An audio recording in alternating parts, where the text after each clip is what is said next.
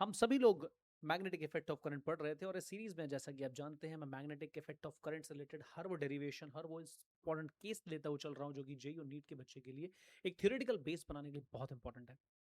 जैसा कि आप सभी लोग जानते हैं कि मैग्नेटिक इफेक्ट ऑफ करंट एक इंपॉर्टेंट चैप्टर होता है। इस इंपॉर्टेंट चैप्टर के दौरान हम लोग कई सारे ऐसे बेसिक कॉन्सेप्ट देखते हैं जिन कॉन्सेप्ट को समझना और जानना बहुत ही इंपॉर्टेंट हो जाता है। तो यस, हेलो एवरीवन, मेरा नाम है आयुष और मैं हाजिर हूँ आपके सामने एक नए डेरिवेशन को लेके, एक नए केस को लेके, एक बहुत ही फैसिनेटिंग से चीज को लेके जो काफी ही ज्यादा इंपॉर्टेंट बन जाती है मैग्नेटिज्म में। तो हम लोग शुरू करने वाले हैं आज सोलनॉइड। लास्ट लेक्चर मैंने आपको सोलनॉइड के बारे में बता दिया था, एक भी कोई भी थ्योरेटिकल एस्पेक्ट जितनी भी आप सोलनॉइड के बारे में जान सकते थे, अगर आप वो जानना चाहते हैं तो आप इससे पुराना वाला लेक्चर जो है उसको आप कवर अप करें, उसको आप देखें। आपको आई बटन में पुराना वाला लेक्चर मैं पिन कर दूंगा, मिल जाएगा। फ्लैश हो रहा होगा इस समय आई बटन आपके लिए। और उस लेक्चर में आप जाके सोलनॉइड के बारे में थ्योरेटिकल चीजें जान सकते हैं। जैसा कि आप जानते हैं कि क्लास 10 में भी हो सकता है आपने सुना अपने टीचर्स से कि म्यू नॉट एन आई, ये मैग्नेटिक फील्ड होती है एक सोलनॉइड की। बट वो सोलनॉइड जो होती है गाइस वो एक लॉन्ग सोलनॉइड होती है। और जब हम लोग 12th में आ जाते हैं तो प्लीज हम लोगों को ये जानना जरूरी हो जाता है और पता ही होगा आप लोगों को कि जब हम लोग बात करते हैं लॉन्ग सोलनॉइड की, दैट सर्टेनली मींस इनफाइनाइट। अक्सर आपको चीजें जो पढ़ाई जाती हैं जेई में, नीट में और इन सबको एग्जाम्स में, तो ध्यान रखिए स्मॉल बोलने का मतलब होता है इन्फिनिटेसिमली स्मॉल। अगर मैं एक बार बोल दूंगा लॉन्ग तो उसका मतलब होता है इन्फिनिट। सो ये सब सुपरलेटिव फॉर्म्स चलते हैं। एक बार लॉन्ग बोल देने का मतलब है, लार्ज बोलने का मतलब है इनफाइनाइट, और एक बार को आप स्मॉल बोलने का मतलब आप कह रहे हैं that's negligibly small, that means almost tending to zero, that you can apply approximation there. तो ये कि लार्ज सोलनॉइड जो होती है उसकी मैग्नेटिक फील्ड होती है। बट आज का जो टॉपिक ऑफ डिस्कशन हमारे बीच का है वो है, हम जानना चाहते हैं magnetic field of a solenoid या फाइनाइट सोलेनॉइड गाइस। हमारे पास जो सोलेनॉइड है वो एक फाइनाइट लेंथ की सोलेनॉइड है बच्चों। इसकी वजह से मैग्नेटिक फील्ड हम लोग को ड्राइव करनी है। फाइनाइट सोलेनॉइड मतलब आई मस्ट टेल यू, बस सीधी सी बात है, वो इनफाइनाइट लेंथ की नहीं है, एक नॉर्मल सोलेनॉइड है जिसका साइज जो है वो एक फाइनाइट साइज है। और यहाँ पर कुछ डेरिवेटिव या डेरिवेशन पॉइंट ऑफ व्यू से मैं आपको एक डायग्राम दिखा देता हूँ कि what we are about to do. जैसे बच्चों ये हमारे पास एक सोलेनॉइड है। Okay, let me draw it more properly. Fine. Okay, let me make use of some geometrical shapes. Okay, fine. That's, ये हम लोग एक बना रहे हैं सिलेंडर, जैसा कि आप जानते हैं सोलनॉइड के लिए। तो ये हमारे पास एक फाइनाइट लेंथ की सोलनॉइड है, you can say L length की सोलनॉइड है। और ये जो सोलनॉइड है इसका जो रेडियस है, यू कैन से इसका रेडियस है आर। और अगर आपको लेंथ की जरूरत पड़ जाए तो यू कैन प्लेस किसकी लेंथ है एल। अब बच्चों क्या है कि हम लोगों को किसी एक पॉइंट पर, इसके इनसाइड पर हम लोग को मैग्नेटिक फील्ड निकालनी है। जैसे कि आप जानते हैं जो आपकी सोलनॉइड होती है उसकी जो मैग्नेटिक फील्ड होती है वो एक यूनिफॉर्म होती है। अगर आप बात करेंगे लॉन्ग सोलनॉइड के बारे में, तो लॉन्ग सोलनॉइड जो होती है उसके बीच की फील्ड जो होती है वो यूनिफॉर्म फील्ड होती है। बट जब फाइनाइट सोलनॉइड होती है तो केस चेंजेस होते हैं थोड़े से, बस वही हम लोग जानते हैं। तो हम लोग को एक पॉइंट लोकेट कर लेते हैं, you can say this is the point बच्चों। ठीक है ना। दिस इज नॉट इंपॉर्टेंट कि आप उस पॉइंट को कोई बीचों बीच मानिए, ऐसा कोई कंपल्सरी नहीं है। You can choose this point asymmetrically. Asymmetrically का मतलब बीच मत लीजिए, कहीं एक एंड के पास ले लीजिए, एक से दूर ले लीजिए। तो हम लोग ये देखते हैं कि हमें इस पॉइंट पर फील्ड निकालनी है, इस पॉइंट पर, जो कि इस एंड से ये वाले पॉइंट है थीटा 1 एंगल पर। और आपका जो सोलनाइट का दूसरा एंड है ना, वो जो सोलनाइट का एंड है वो हमारा इस पॉइंट ऑफ इंटरेस्ट से जो एंगल बना रहा है, इस एंगल को आप बोल रहे हैं θ2. Let me draw it. So yes, this is the things which we are given with. तो हम लोगों को डिराइव करनी का, इस माइंड यू डिराइव करनी हम लोगों को फील्ड यहाँ पर। और जब हम लोग फील्ड डिराइव करेंगे यहाँ पर तो देखिए क्या एक बेहतरीन सी बात होगी यहाँ पर हमारे लिए। हम लोग इसको बनाते हैं दोबारा, एक बार इस फिगर को थोड़ा सा रिकॉन्स्ट्रक्ट करते हैं और हम लोग इसमें इंटीग्रेशन का इस्तेमाल करने वाले हैं। क्वाइट अ सिंपल थिंग, आप लोग जेईई नीट के स्टूडेंट हैं इतना तो आपको समझ में आ जाता होगा कि क्या चीज़ें इंटीग्रेशन से होने वाली हैं, क्या चीज़ें इंटीग्रेशन से नहीं होने वाली हैं। तो yes, calculus plays a very very crucial roles हमारी इस स्टडीज़ में। तो आइए ड्राइव करते हैं। अब पहली बात तो आप लोग एक चीज़ समझिए, जब हम लोग मैग्नेटिक फील्ड ले रहे हैं तो आप एक सोलनॉइड की, तो आप जानते होंगे यहाँ पर देयर विल बी अ बहुत क्लोजली वुंडेड मैग्नेटिक कॉइल्स, बहुत ही क्लोजली रिलेटेड यहाँ पर कॉइल्स होंगे, बहुत टाइट होते हैं। ये जो गैप आपको दिख रहा है ऐसा नहीं होता, ये बहुत कम होता है, बहुत टाइटली बाउंडेड होते हैं। तो हम लोग कह सकते हैं कि भाई इस सोलेनोइड में यहाँ से लेके यहाँ तक लगभग n नंबर ऑफ टर्न्स हैं। लेंथ के बारे में मैंने आपको सॉरी बता ही दिया, रेडियस आप जानते ही हैं। तो there are total n number of turns, ध्यान रखिएगा टोटल नंबर ऑफ टर्न्स हैं। दैट मीन्स ये हैं टोटल टर्न्स जो चले जा रहे हैं। हम लोग क्या करते हैं, अगर हम लोग यहाँ पर इंटरेस्टेड है अपनी मैग्नेटिक फील्ड को निकालने में बच्चों, तो हम लोग यहाँ पर एक एलिमेंट्री रिंग लेते हैं बच्चों, ध्यान रखिएगा। जैसे सोलेनोइड है ना, सोलेनोइड को आप मान सकते हैं as a combination of large number of rings, ठीक है ना। एक करंट कैरिंग रिंग है जिसको आप मान सकते हैं कि यहाँ पर मैग्नेटिक फील्ड मुझे निकालनी है, और ये करंट कैरिंग रिंग है। मैंने क्या करा, जिस जगह पर मैग्नेटिक फील्ड निकालनी थी उधर से x डिस्टेंस पर एक एलिमेंट मान लिया बच्चों, जिसकी थिकनेस है dx। ये जो आप देख रहे हैं, ये जो हमारे पास एलिमेंट है जिसको हमने x माना है, इसकी जो थिकनेस है वो dx मानी है हमने यहाँ पर। ये थिकनेस हमारी dx है। जो रिंग है हमारा, वी कंसीडर एक एलिमेंट्री रिंग, और इस एलिमेंट्री रिंग जो है उसकी थिकनेस हमने dx मानी है। तो ये क्या होगा ना, हम लोग ऐसा एलिमेंट मानते हैं जिसके कॉम्बिनेशन करके हम मैग्नेटिक फील्ड निकाल सकें। Sorry.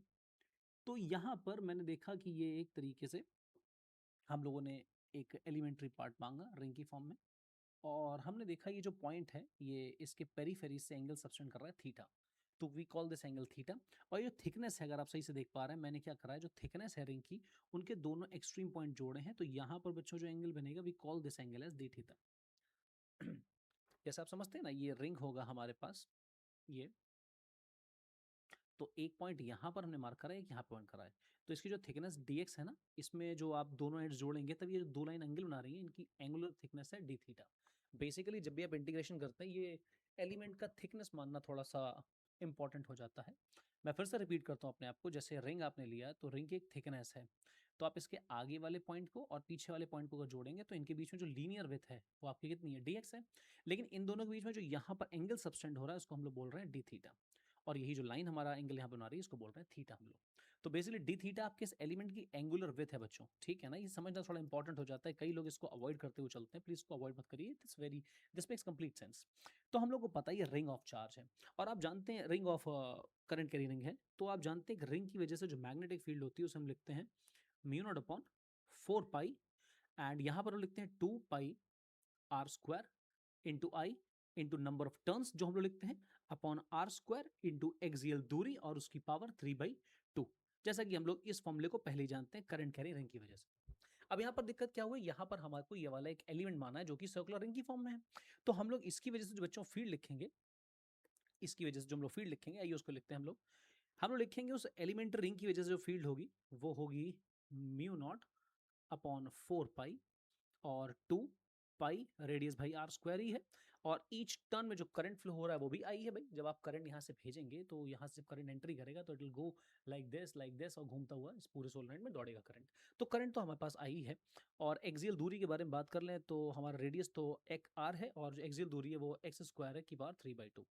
The only fact that change is here कि यहाँ पर करंट हमारे पास आई की जगह आप डी आई कहने वाले हैं, या आप ये कह लीजिए कि आपके जो नंबर ऑफ टर्न्स है ना वो यहाँ पर डी एन है, क्योंकि यहाँ पर जो थिकनेस है उन्हें बहुत फाइनाइट ली है, बहुत इन्फिनिटेसिमली स्मॉल ली है, तो नंबर ऑफ टर्न्स बच्चों यहाँ पर जो होंगे वो n नहीं लिखेंगे, आप dn लिखेंगे। कैसे लिखा जा सकता है उन्हें, देखिए n is a number of turns जो मौजूद हैं l लेंथ में, तो n is upon l is a number of turns जो मौजूद होंगे यूनिट लेंथ। तो मैं जानना चाहता हूँ कि dx लेंथ में कितने नंबर ऑफ टर्न्स होंगे, तो it will be n upon l into dx, and you can say कि n, क्योंकि number of turns per unit length को स्मॉल n से डिनोट करते हैं, इंटू dx, ये होगा नंबर ऑफ टर्न्स जो इस थिकनेस में बच्चों मौजूद होंगे हमारी dx थिकनेस में। तो हम लोग यहाँ पे लिख देंगे, तो हमारा जो एलिमेंट की वजह से मैग्नेटिक फील्ड बन जाएगी, एलिमेंट पार्ट की वजह से मैग्नेटिक फील्ड हमारी हो जाएगी 2 pi R square into I, और यहाँ पर R square plus X square की power 3/2 and n times dx। ये हमारे पास हमारा एलिमेंट की मैग्नेटिक फील्ड आ चुकी है। अब आप ये समझिए, अगर हम ये देखें कि इस एलिमेंट की वजह से मैग्नेटिक फील्ड है, एक एलिमेंट की वजह से मैग्नेटिक फील्ड आवे जाती है, जैसा आप जानते हैं आवे जाती है टुवर्ड्स सेंटर आती है, तो हम कह सकते हैं इस तरफ से मैग्नेटिक फील्ड ऐसी होगी इस रिंग की वजह से। अगर हम लोग सही से सोचें तो यहाँ से लेके चलते चलते चलते चलते चलते चलते, मतलब इधर से लेके एक एलिमेंट कहीं यहाँ कहीं मिलेगा, फिर यहाँ पर मिलेंगे एलिमेंट, तो अगर मैं इन सारे एलिमेंट की मैग्नेटिक फील्ड जोड़ दूँ फिर एलिमेंट्स इधर मिलना चालू होंगे हमें। अगर मैं सारे एलिमेंट की मैग्नेटिक फील्ड जोड़ दूँ तो हमको जो पॉइंट हमारा इंटरेस्ट का है उस पर हमारी टोटल मैग्नेटिक फील्ड मिल जाएगी। दैट मीन्स बेसिकली अगर हम लोग इंटरेस्ट लेंगे टोटल मैग्नेटिक फील्ड कितनी आने वाली, टोटल मैग्नेटिक फील्ड जो है हमारे पास वो कितनी है। तो टोटल मैग्नेटिक फील्ड के लिए मुझे इस टाइप की सारी मैग्नेटिक फील्ड जोड़नी पड़ेंगी जो इस एलिमेंट की वजह से बन रही हैं, और ऐसे एलिमेंट्स यहाँ पर तमाम होंगे। तो वो कैलकुलस मेथड से हम सारे जोड़ देंगे और हम लोग कहेंगे म्यू नॉट अपॉन 4 पाई, बच्चों कॉमन था, 2 पाई आर स्क्वायर आया यहाँ पर आगे, आई बाहर आ जाएगा हमारे पास, नंबर ऑफ ट्रांसपेरेंट लेंथ बाहर आ जाएंगे, और यहाँ पर हमारे पास आ जाएगा dx, और यहाँ पर x square plus r square की पावर 3/2। सही है। और इसको आप इंटीग्रेट करेंगे और लिमिट आप प्लेस करेंगे जैसे जैसे हम लोग आगे बढ़ेंगे उस हिसाब से। तो इस चीज़ को मैं साफ कर देता हूँ, इरेज कर देता हूँ थोड़ा सा, ये हमारे स्पेस काम आ जाएगा भाई, या मैं इसको थोड़ा सा साइड में कर देता हूँ जिससे आप लोगों को थोड़ा सा इसका ध्यान बना रहेगा। ओके जस्ट अ मिनट बच्चों। ओके दैट्स रिलेटेड यार, छोटी सी बात है ना। तो हम लोग को ये इंटीग्रेशन यहाँ पर करना है। देखिए इस टाइप का इंटीग्रेशन आप जब भी देखिए तो मैक्सिमम टाइम्स क्या कर सकते हैं, आप एक यहाँ से अजम्पशन लीजिए, आप प्लेस करिए एक्स को आर कॉट थीटा। क्या है ना, आपको इस बात पे ध्यान रखना पड़ेगा जब भी आप इस टाइप के इंटीग्रेशन देखते हैं, आपको समझाया गया है, मैथ्स के स्टूडेंट जो है वो मैथ्स की बात जानते हैं कि जब भी ऐसा इंटीग्रेशन आता है हम लोग क्या कर लेते हैं, मुंह उठा के एक सब्स्टिट्यूशन डाल देते हैं कि आप आर को मान लीजिए, सॉरी एक्स को मान लीजिए आर टेन थीटा। एक सब्स्टिट्यूशन सिखाया जाता है हमें ऐसा, ठीक है ना। लेकिन फिजिक्स में ये सब्स्टिट्यूशन आपको आंखों से दिखते हैं तो आपको थोड़ा केयरफुल रहना पड़ता है। जैसे अभी आप इस फॉर्मूले में आप लगातार डालेंगे एक्स की value r sine theta, r tan theta, तो ये आंसर थोड़ा सा गलत हो जाएगा। वैसे बायो वाले बच्चे जान लें पहले भी मैं क्या कैसे करा जाएगा बताता हूँ, लेकिन मेरी पूरी बात समझो पहले। जब भी इस टाइप का वो इंटीग्रेशन देखें, आप देख लीजिए आप एक्स की वैल्यू आर टेन थीटा रख सकते हैं, आंसर आपका बन जाएगा, इंटीग्रेशन सॉल्व होता है आराम से, ठीक है ना। लेकिन यहाँ पे थोड़ा सा केयरफुल रहना पड़ता है, बिकॉज ये जो एक्स बराबर आर टेन थीटा होता है ना, फिजिक्स में इसको देखा भी जाता है कि हमें फिगर में ये चीज़ वैलिड हो रही है नहीं हो रही है। तो आप इसको चेक करिए, जैसे ये हमारा आर है, ये हमारा एक्स है, तो आप जब यहाँ पर टेन थीटा की वैल्यू निकालेंगे तो टेन थीटा हमारे पास आ रहा है रेडियस अपॉन दिस दूरी, है ना। तो आपको देखना पड़ेगा एक्स की वैल्यू यहाँ पर जो आई है वो आर अपॉन टेन थीटा आई है, which is r cot theta. तो हम लोग क्या कर सकते हैं, हम लोग एक्स का सब्स्टिट्यूशन यहाँ पे क्या डालेंगे, आर कॉट थीटा बच्चों। तो हम लोग क्या करेंगे, यहाँ पे सब्स्टिट्यूशन करेंगे एक्स की जगह आर कॉट थीटा, देखते हैं कैसे आगे चलता है। तो यहाँ पर हम लोग सब्स्टिट्यूट करेंगे, okay just a minute, okay just a minute. तो हम लोग यहाँ पे रखने वाले हैं एक्स की value is equals to r cot theta, ये हम लोग सब्स्टिट्यूट करेंगे इसमें, और इसी को डिफ्रेंशिएट कर लीजिए तो ये हो जाता है आर कोजैक स्क्वायर थीटा, वो भी माइनस का, इंटू डी थीटा। ये हमें वैल्यू मिली है एक्स की और डी एक्स की। अब ये वैल्यूज हम लोग यहाँ पे प्लेस कर देते हैं बच्चों, देखिए क्या होता है जरा, क्या होगा देखते हैं। हमारे पास जो डी बी है ना, ये हमारे पास जो बी है ना, वो है हमारे पास म्यू नॉट अपॉन 4 पाई, और यहाँ पर जा रहा है हमारा 2 pi R square into I, and this is D X. तो डी एक्स की जगह मैं लिखूंगा यहाँ पर क्या, माइनस का R cosec square theta D theta, और यहाँ पर हमारे पास बच्चों बनेगा x की जगह मैं ये जो x है इसकी जगह प्लेस करने वाला हूँ ये वाली वैल्यू, तो ये हो जाएगा r square cot square theta plus r square की पावर 3/2, और of course this we having integration sine. मैं लिमिट अभी इसलिए प्लेस नहीं कर रहा हूँ ना क्योंकि अभी सब लीनियर टर्म बने हुए हैं, और हम लोग लिमिट रखेंगे एंगल की फॉर्म में, क्योंकि इधर से एंगल थीटा, इधर से आपका इतना ऐसा है।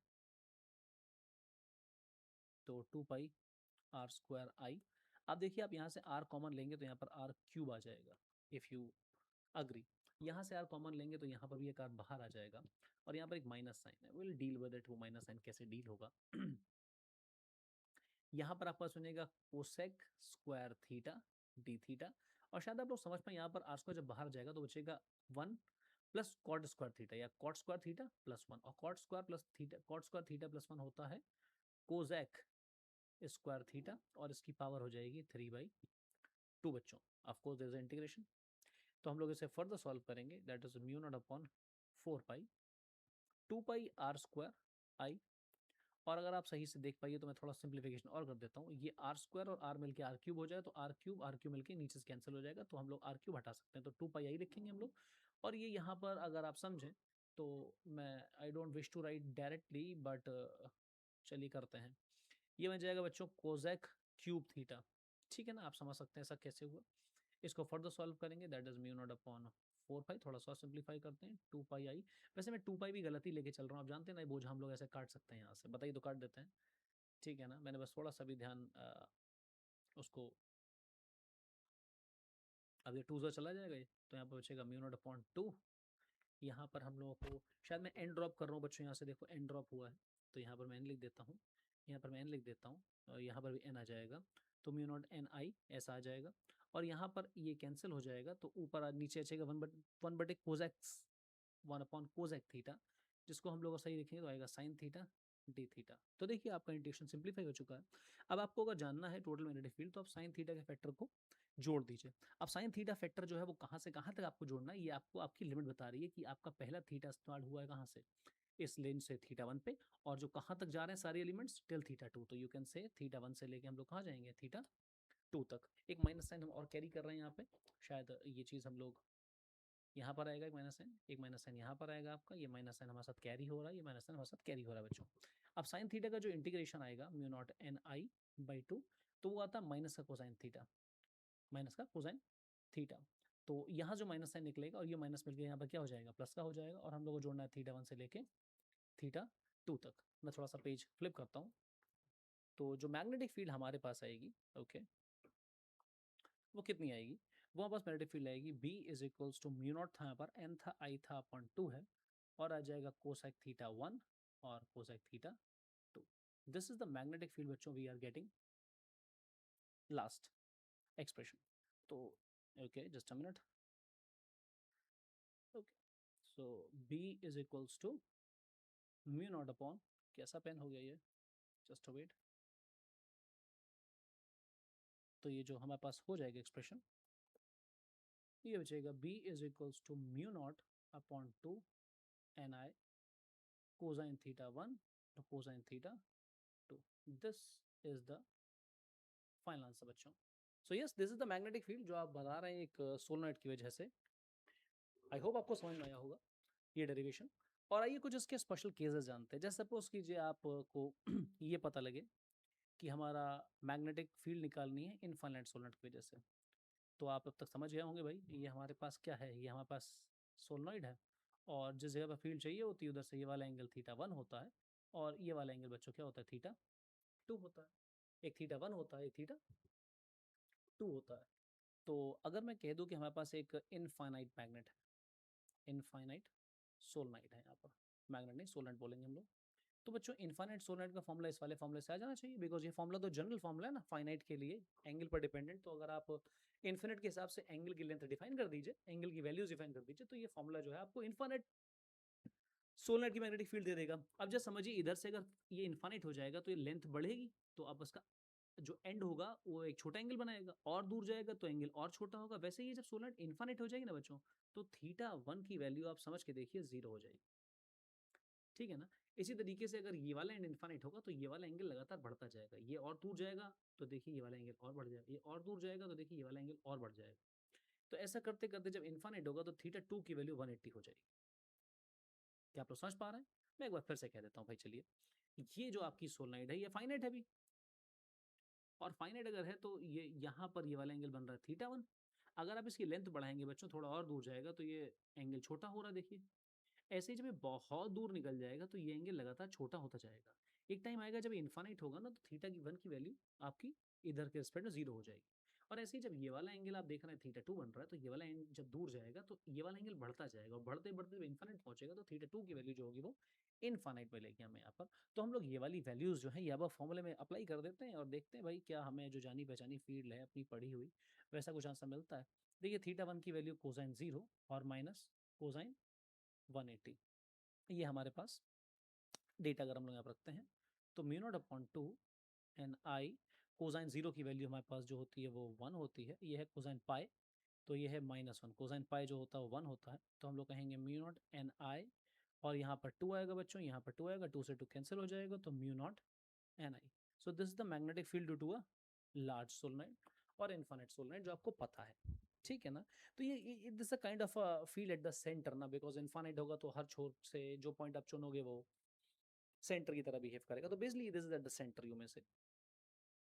अगर मैं आपको ये कहूँ कि सोलनाइड के एंड्स पर कितनी फील्ड होगी, एंड्स पर, है ना। या बेसिकली इसको कहा जाता है कि हमने एक सोलेनॉइड रखी है जो कि सेमी इनफाइनाइट है। कैसी है?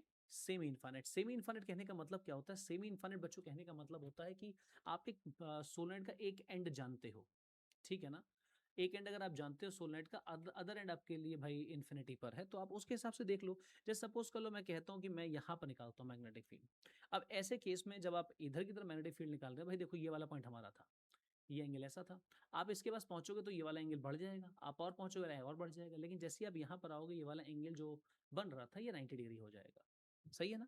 और इधर से आपकी सोलेनॉइड इनफाइनाइट है, तो हमारा थीटा 2 तो 180 पे था ही था। दैट मीन्स जब आप सेमी इनफाइनाइट मैग्नेट को मानते हो, सेमी इनफाइनाइट, तो आपका ये वाला पॉइंट जो होगा ना, जो आप यहाँ ले रहे हो, ये यहाँ शिफ्ट कर जाएगा। अब आप समझो ये वाला पॉइंट जो है ये इसी के साथ कितना एंगल बना रहा है, अगर हम लोग ये देखना हो तो एंगल कितना आएगा, π/2 आएगा। अब यहाँ पर ये चीज जो है, ये थीटा 2 जो था, अब इधर से आप इनफाइनाइट जब कर दोगे तो थीटा 2 की वैल्यू जो हो जाएगी वो 180 डिग्री हो जाएगी। थीटा 2 की वैल्यू जब 180 डिग्री होगी हमारे लिए, तो हम लोग क्या कहेंगे?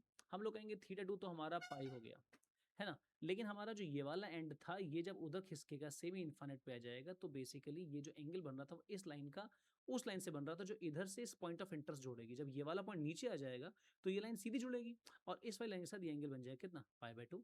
तो आप पास थीटा 1 की वैल्यू आ जाएगी कितनी, π/2। आइए देखते हैं वैल्यूज को प्लेस करके मैग्नेटिक फील्ड कितनी निकली, कहाँ पर निकाल रहे हैं, एंड्स पर निकाल रहे हैं। तो एंड्स वाला केस लगा देंगे μ0I/2, और कोसाइन थीटा 2 की वैल्यू जो है वो हमारी आप जानते ही हैं, और थीटा 1 की वैल्यू जो है वो भी हम लोग जानते हैं, तो हम लोग अप्लाई कर देंगे भाई। थीटा 2 है यहाँ पे, थीटा 2 माइनस थीटा 1, तो थीटा 2 की जगह देंगे हम लोग पाई माइनस π/2, सॉरी। तो this vanishes because cos 90 zero होता है, तो हमें बचा जाएगा μ0NI/2। और बच्चों इसी चीज़ को कुछ ऐसे गिना जाता है कि मैग्नेटिक फील्ड जो होती है ना एंड्स पर, वो मैग्नेटिक फील्ड जो सेंटर पे होती है उसका आधा होता है। बिकॉज देखिए μ0NI is a field at the centre, तो हम लोग कह सकते हैं कि जो मैग्नेटिक फील्ड सेंटर पे होती है वो साइड्स की डबल होती है। साइड्स की डबल, या जो साइड पर होती है वो सेंटर की आधी होती है, ठीक है ना। इसको अगर मैं ग्राफिकली रिप्रेजेंट कर दूं आपके लिए, ठीक है ना, if I were to represent the graphical variation of B versus kind of say you may say distance ना, ऐसा मान लो यार। तो ये जो मैग्नेटिक फील्ड आएगी आपके लिए ये कुछ ऐसे जाती है, ठीक है ना। ये बताना चाह रहे हैं कि एंड्स पे जाते जाते बी फील्ड जो होगी वो आपकी बी साइड वाली रह जाएगी, या बी एंड वाली रह जाएगी फील्ड, और ये जो फील्ड होगी ये आपकी बी सेंटर पर होगी। तो अगर ये वाली चीज़ जो है वो 2B है, तो ये वाली चीज़ सिर्फ B होगी, क्योंकि एंड्स की फील्ड जो होती है वो सेंटर से आधी होती है। तो आप इस चेन को अगर देखेंगे तो बी सेंटर अगर इतना ऊंचा है, तो ये वाला जो होगा वो बी सेंटर बाई 2 होगा। I hope clear. So that's all बच्चों, that was a magnetic field due to solenoid. I hope आपको समझ में आया होगा, एंड आई थिंक कि ये डेरिवेशन आप ध्यान रखेंगे, बिकॉज ये एक वो बच्चा जो कि जेई मेंस और जेई एडवांस की तैयारी कर रहा है उसके लिए इस टाइप की टेक्निकल सोच बहुत इंपॉर्टेंट हो जाती है। And so I just wish you very best of luck for your incoming exam. और इनकेस अगर आप चाहते हैं कि आप सरू क्लासेस से कुछ हेल्प ले सकें, या आप अपनी कुछ तैयारी के दौरान कुछ हेल्प चाहते हैं, तो yes we are open for it. हमारा नंबर जो है वो आप ऑनलाइन प्लेटफॉर्म से मिल जाएंगे, सरू क्लासेस नाम से सर्च करेंगे आप, तो मैं आपको स्क्रीन पे एक नंबर दे दूंगा, तो कभी भी हो सकता है तो आप 1-on-1 हमसे बात कर सकते हैं। हम आपकी प्रॉब्लम को सुनेंगे, आपको सोल्यूशन बताएंगे। अगर आपको क्लासेस की हेल्प चाहिए तो वो दी जाएंगी, अगर आपको कुछ स्पेशल क्लासेस में स्पेशल चैप्टर्स में कुछ स्पेशल क्लासेस चाहिए तो वो भी आपको दी जाएंगी। तो yes please book your 1-on-1 session.